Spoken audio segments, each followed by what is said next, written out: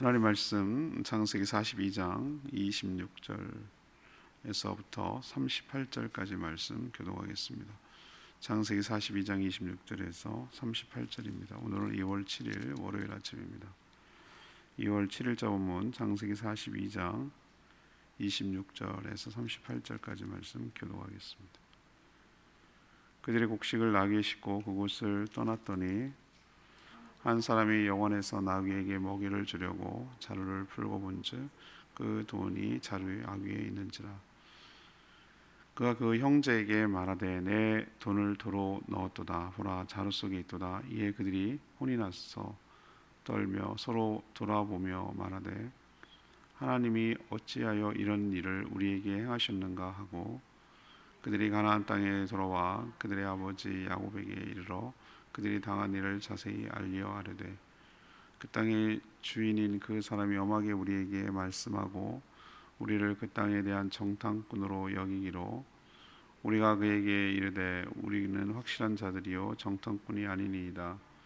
우리는 한 아버지의 아들 12 형제로서 하나는 없어지고 막내는 오늘 우리 아버지와 함께 가나안 땅에 있나이다 하였더니, 그 땅의 주인인 그 사람이 우리에게 이르되 내가 이같이 하여 너희가 확실한 자들임을 알리니 너희 형제 중에 하나를 내게 두고 양식을 가지고 가서 너희 집안의 굶주림을 고하고 너희 막내 아우를 내게로 데려오라. 그러면 너희가 정탐꾼이 아니요 확실한 자들임을 내가 알고 너희 형제를 너희에게 돌리리니 너희가 이 나라에서 무역하리라 하더이다 하고, 각기의 자루를 쏟고 본즉 각 사람의 돈뭉치가 그 자루 속에 있는지라. 그들과 그들의 아버지가 돈뭉치를 보고 다 두려워하더니 그들의 아버지 야곱이 그들에게 이르되 너희가 나에게 내 자식을 잃게 하도다. 요셉도 없어졌고 시몬도 없어졌거늘 베냐민을 또 빼앗아 가고자 하니 이는 다 나를 해롭게 함이로다. 루벤이 그의 아버지에게 말하여 이르되 내가 그를 아버지께로 데리고 오지 아니하거든 내 두 아들을 죽이소서. 그를 내 손에 맡기소서. 내가 그를 아버지께로 데리고 돌아오리이다. 야곱이 이르되 내 아들은 너희와 함께 내려가지 못하리니 그의 영혼 죽고 그만 남았음이니라. 만일 너희가 가는 길에서 재난이 그에게 미치면 너희가 내 흰 머리를 슬퍼하며 수울로 내려가게 함이 되리라. 아멘. 요셉의 형제들은 귀가하는 중에 영원에서 자루를 풀어보니까 돈이 그대로 있었습니다. 곡식을 살 돈이었죠. 그래서 두려워 떨며 하나님 왜 이런 일을 행하셨는가 물었습니다. 귀가해서 아버지 야곱에게 지금까지 있었던 여러 가지 일들을 설명하면서 자신들이 정탐꾼이 아니라는 것을 무죄를 입증하려고 했는데, 그러려면 시몬을 또 남겨두게 되었고 데려오려면 베냐민을 데려가야 된다고 그렇게 말을 합니다.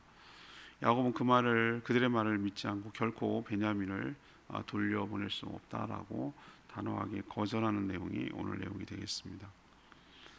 오늘 질문은 이겁니다. 하나님은 요셉의 형제들을 어떻게 다루셨는가? 하나님은 요셉의 형제들을 어떻게 다루셨는가? 이것이 오늘 질문입니다. 먼저 26절에서 28절까지 말씀, 하나님이 자신을 다루고 있다고 생각하기 시작한 것이죠. 요셉의 형제들은 귀가 중 한 영혼에 머물렀는데 나귀에게 여물을 주려고 자루를 풀다가 곡식을 사려고 가져갔던 돈이 그대로 있는 것을 보고 이 사실을 다른 형제들에게 알렸습니다. 이들은 요셉이 은밀하게 시킨 것을 절대 몰랐죠. 설마 그런 일이 있을 거라고 생각은 안 한 것이죠. 당연히 양식값을 지불했다고 생각했을 거예요. 그들은 이 사실을 알고 굉장히 혼비백산 공포에 사로잡혔어요. 이미 총리에게 정탐꾼으로 몰려서 해명하고 입증하려면 베냐민을 데려와 하는 그런 무거운 상황이고, 지금 형제 중 시몬이 잡혀있는 상황입니다. 그런 상황에서 돈이 그대로 있다, 양식 살 돈이 그대로 있다면 이건 어디까지 문제가 되는 거죠? 곡식 대금까지 훔친 도둑으로 몰려서 더 어려운 입장이 될 수 있기 때문에 이들은 화들짝 놀란 것이죠. 그들은 이 상황이 우연이 아니라는 것을 알았어요. 우연인 것 같은데, 우연이라고 보이지만, 그렇지만 뭔지는 모르지만, 뭔가는 모르지만 28절에 보니까 이런 얘기를 한 거예요. 하나님이 어찌하여 이런 일을 우리에게 행하셨는가? 이것을 하나님과 연관시켜서 하나님이 하시는 일로 느끼기 시작한 것이죠. 딱 떨어지게 뭐라고 설명은 못하지만 하나님께서 자신을 다루는 과정 중에 있다라는 것을 지금 이들이 이제 서서히 깨닫기 시작하는 겁니다. 그들은 돌아가면 도둑으로 몰릴 수 있잖아요. 지금 애굽으로 다시 돌아가서 이게 왜 여기 있는지 모르겠습니다. 그러면 또 도둑이구나 이렇게 되면 자기 입장 곤란하니까 일단은 찜찜하지만 그냥 가지고 가긴 갔습니다. 그렇지만 영 불편한 것이죠. 요셉의 의도가 뭘까요? 자신을 팔아넘긴 그런 돈을 갖고 집으로 갔던 자신들 좀 돌아보라는 거예요. 그는 자기를 미디안 상인에게 은 20에 팔고 그것을 가지고 집으로 돌아갔죠. 아버지한테 얘기할 수 없는 돈이잖아요. 그거 있잖아요. 그렇죠? 그런 것처럼 자신들이 형제를 팔고 돈을 가지고 돌아갔을 때를 생각나게 하는 거죠.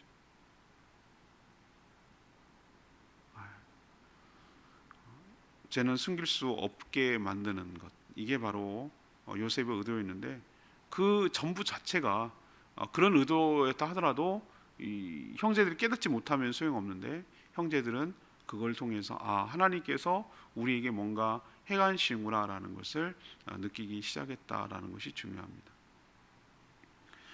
두 번째는 29절에서 35절까지 말씀이에요. 하나님은 그들의 죄를 기억나서 직면하게 만드셨다라는 사실입니다.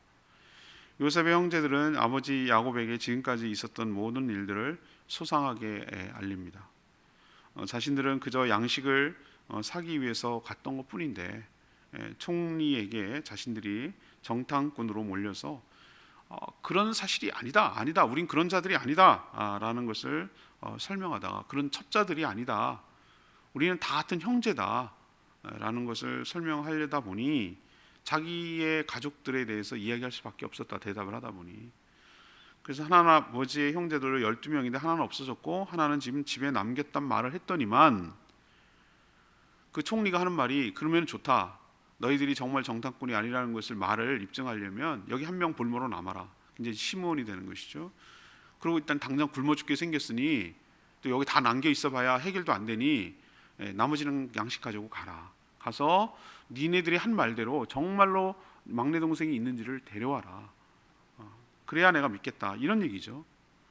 근데 지금 그들은 지금도 거짓말하고 있어요. 요셉이 저절로 없어진 것이 아니라 사실은 자신들이 요셉을 뭐 한 것이죠? 팔아넘긴 거잖아요. 자신들이 황당하고 억울한 일을 당해보니까 자기는 얼마나 지금 황당하고 억울한 일을 당했겠어요? 그랬더니 자신들의 결백을 입증하기가 이렇게 힘든 것이구나라는 것을 요셉의 형제들이 이런 일을 통해서 깨닫게 되는 것이죠. 그러면서 자신들이 팔아넘긴 요셉의 그 억울함, 그 아픔, 두려움, 공포, 이런 것들을 이제 조금씩 느끼기 시작하는 거예요. 지금 애굽에는 누가 잡혀 있죠? 자기의 형제, 같이 갔던 형제인 시몬이 지금 잡혀 있는 거잖아요. 그래서 이들은 집안의 금기어라고 서로 생각하고 쉬쉬하고 있고 비밀로 간직했던 요셉이라는 말이 서서히 수면 위에 떠오르기 시작하는 것이죠.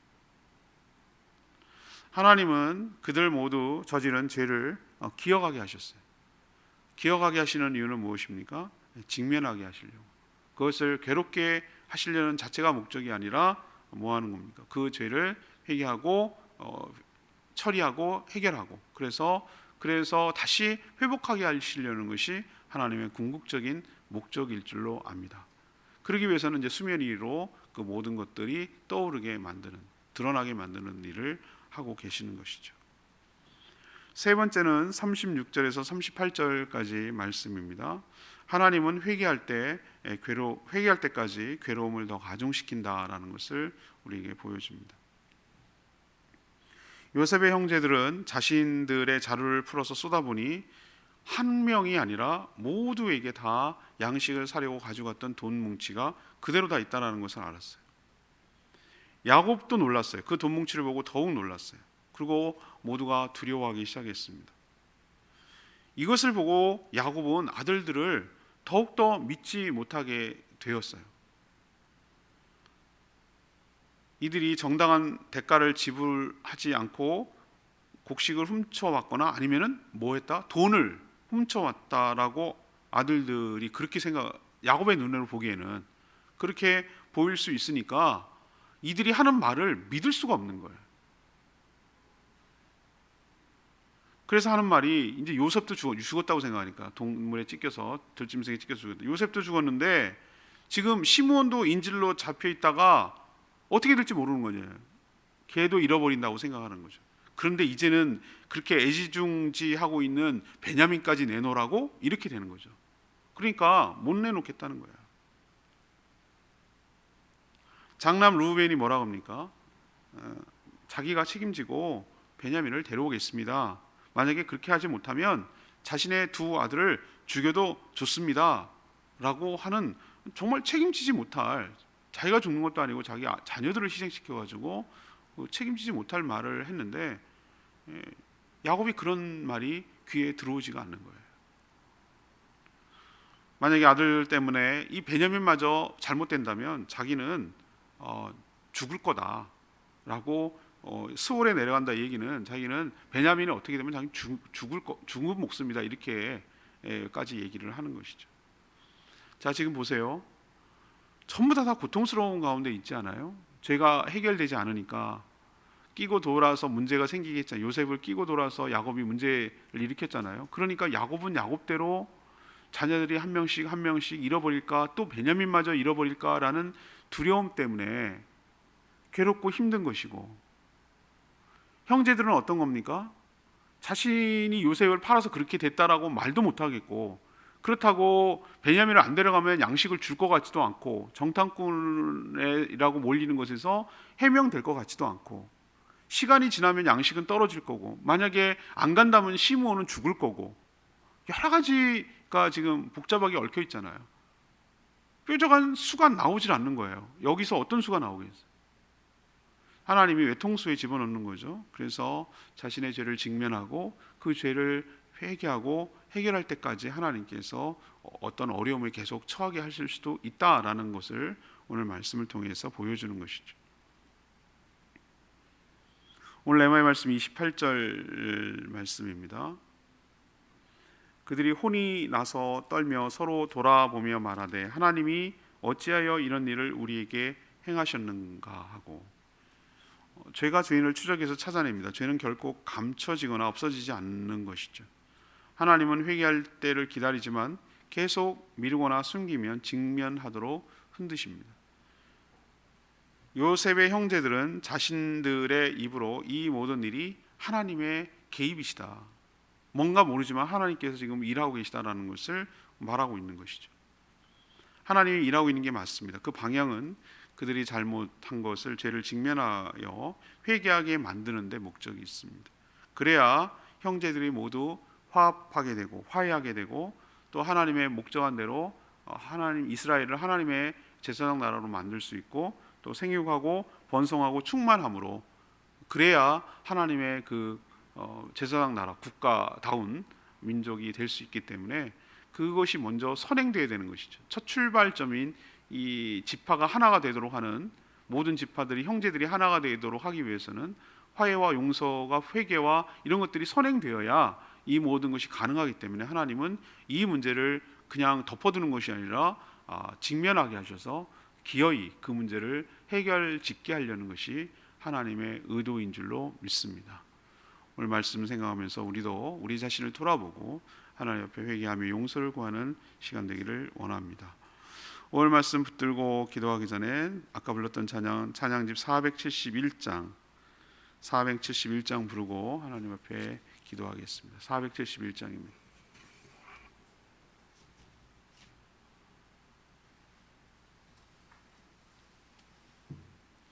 언제나 내 모습 471장입니다.